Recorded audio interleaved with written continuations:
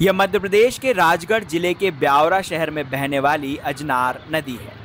पानी के अलावा इस नदी में वह सब कुछ है जो इसमें नहीं होना चाहिए। शहर का तमाम कचरा इस नदी में ऐसे ठसा पड़ा है जैसे यह मान लिया गया हो कि अजनार ही शहर की कचरा खनती है।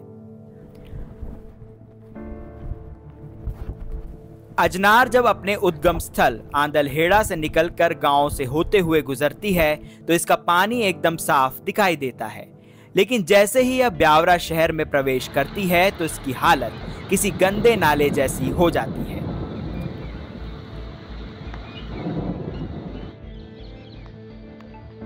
भारत में नदियों की स्थिति शहरों में जाकर ही क्यों खराब हो जाती है, इसका जवाब वहां के सभ्य और पढ़े लिखे लोगों से जरूर पूछा जाना चाहिए। जिन बुजुर्गों का बचपन अजनार के आसपास बीता, वे बताते हैं कि नदी में पहले बहुत पानी हुआ करता था और लोग इसी से अपनी प्यास बुझाते थे। 1962 में खूब पानी ले गया मैं यहाँ से, खूब दाल वगैरह बनाते थे, पीने का पानी भी 1 साल के सुखाना पड़ा। उस साल के जरे गोदे जरूर में तो पानी उलीच के ले गए। पहले भी इतनी गंदी थी? नहीं थी ना, ये तो अभी बढ़ा था 10 साल से। 1980 के दशक से अजनार को देख रहे और उसके संरक्षण के लिए आवाज उठा रहे जमनालाल मरोठिया कहते हैं, पिछले 10 वर्षों में ही इस नदी की यह दुर्गति हुई है। नदी के दर्शन हमेशा करते रहे, अच्छा पानी भरा रहता था, खूब सिंचाई होती थी, लोग बाग नहाते थे, पूरा ब्यावरा के धार्मिक जो कार्यक्रम होते थे उसमें ये सब सहभागिता करके और नदी को हमेशा स्वच्छ बनाने का प्रयास करते थे। लेकिन कुछ समय से इस नदी की दुर्दशा एक नाले की तरह हो गई।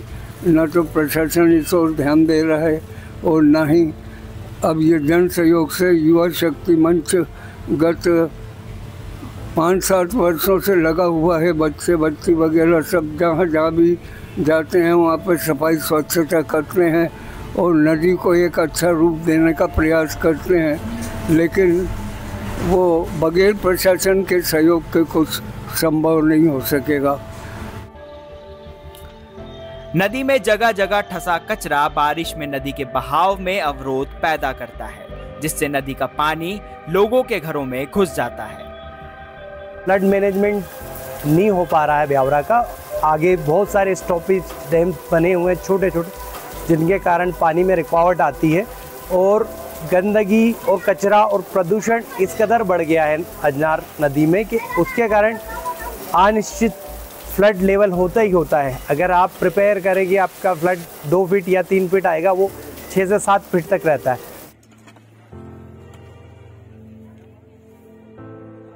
शहर के युवा भी अजनार की दुर्गति देखकर दुखी हैं। वो अपने स्तर पर इसके संरक्षण के लिए प्रयास कर रहे हैं। बाहर से कोई भी व्यक्ति आता है तो डायरेक्ट इसको नाला कहते हैं, और जब हमसे कोई पूछता है कि नदी के बारे में कि आपकी कौन सी नदी है, तो जब हम बताते हैं ये हमारी अजनार नदी है, तो जब वो लोग कहते हैं नाला तो हमारे मन में एक दर्द छलकता है और हमें को सुनकर भी बुरा लगता है। तो हमने पहले नदी को जानने के लिए उद्गम स्थल गए और उद्गम स्थल से लेकर हमने पद यात्रा प्रारंभ करी।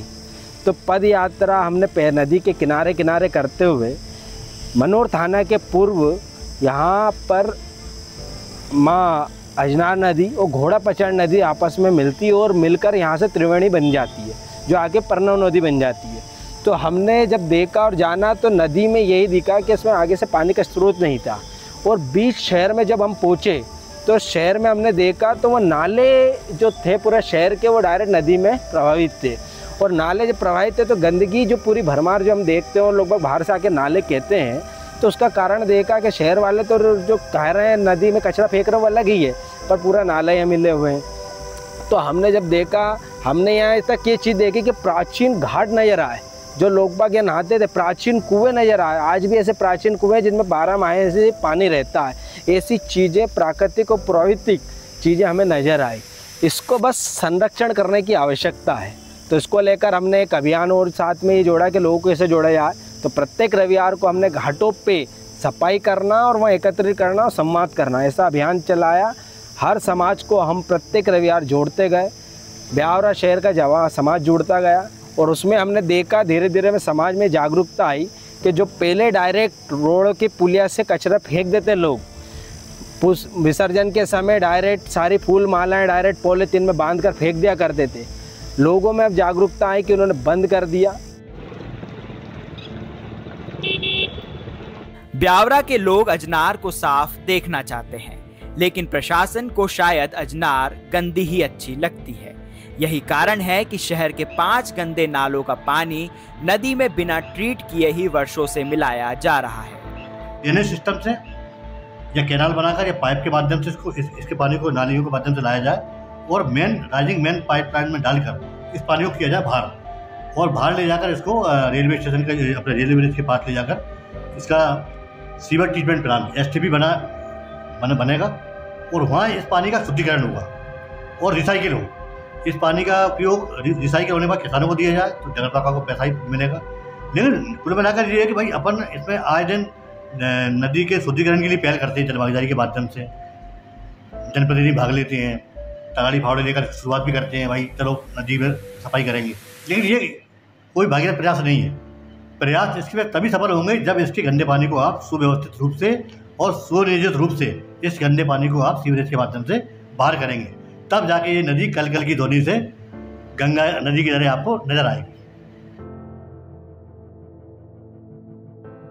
पिछले 2 वर्षों से ब्यावरा में सीवेज ट्रीटमेंट प्लांट बनाने की खबरें अखबारों में छप रही हैं, लेकिन अभी तक जमीन पर STP का अता पता नहीं है। 2 साल पहले अखबारों ने छापा कि ब्यावरा में अमृत 2.0 के तहत जल्द ही तैयार हो जाएगा STP, अजनार हो जाएगी निर्मल।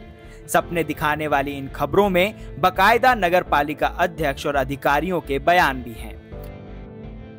लेकिन जब ग्राउंड रिपोर्ट ने 2 वर्ष बाद STP खोजने की कोशिश की और ना मिलने पर नगर पालिका के सब इंजीनियर रुपेश नेताम से बात की तो उन्होंने बताया कि ब्यावरा में STP नहीं बन सकता क्योंकि शहर की आबादी 1 लाख से कम है। यहाँ 1 करोड़ 25 लाख रुपए लागत से लिक्विड वेस्ट मैनेजमेंट प्रोजेक्ट शुरू होगा। उसकी DPR भोपाल में स्वीकृति के लिए भेजी गई है। इसमें पहले गंदे नाले जो सीधे तौर पर नदी में मिल रहे हैं उसके पानी को ट्रीट किया जाएगा, उसके बाद नदी में मिलाया जाएगा। भोपाल से DPR स्वीकृत होने के बाद टेंडर लगाए जाएंगे। ब्यावरा वाटर ट्रीटमेंट की फाइल सिस्टम में उसी तरह फंसी पड़ी है जैसे अजनार में कचरा, लेकिन यह स्थिति मध्य प्रदेश के कई और शहरी निकायों की भी है। राज्य में केवल 55 सीवेज ट्रीटमेंट प्लांट अभी काम कर रहे हैं, जो इंदौर, भोपाल, ग्वालियर, रतलाम जैसे बड़े शहरों में केंद्रित हैं, जबकि राज्य में 407 अर्बन लोकल बॉडीज हैं। ऐसे में सवाल उठता है कि राज्य के छोटे शहरों में रह रहे लोगों को स्वच्छ वातावरण में रहने का हक कब प्राप्त होगा। ब्यावरा से अब्दुल वसीम अंसारी की ग्राउंड रिपोर्ट।